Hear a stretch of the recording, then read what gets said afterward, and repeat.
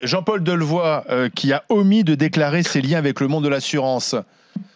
En même temps, c'est grave et pas grave. C'est-à-dire qu'un oubli, ça peut arriver, mais enfin, en même temps, je crois que c'est le signe de l'amateurisme total du gouvernement. Et c'est vrai que c'est un petit peu gênant et un petit peu malaisant quand on sait qu'il a en charge la réforme des retraites. Voilà. Ça donne envie de faire la grève, du coup. Pardon ? Ça donne envie de faire la grève, du coup.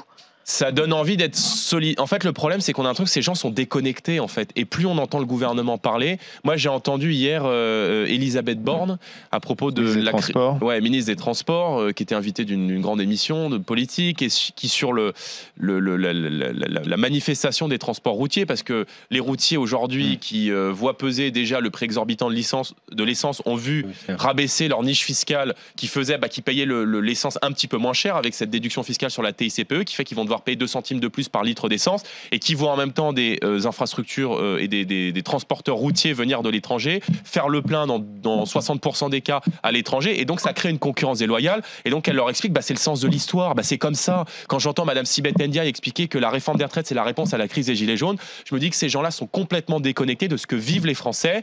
Et je me dis, la victoire des élections européennes, pour nous en tout cas, et pour le Rassemblement national, ça aurait dû être une leçon d'humilité pour Macron, sauf que j'ai l'impression qu'il continue, et que tout ce qui est fait, vous avez vu que les tarifs du gaz ont augmenté, que les tarifs de l'électricité vont augmenter au 1er janvier, que les tarifs des péages vont augmenter au 1er février, que ce que font ces gens est en totale déconnexion avec ce qu'attendent les gens aujourd'hui.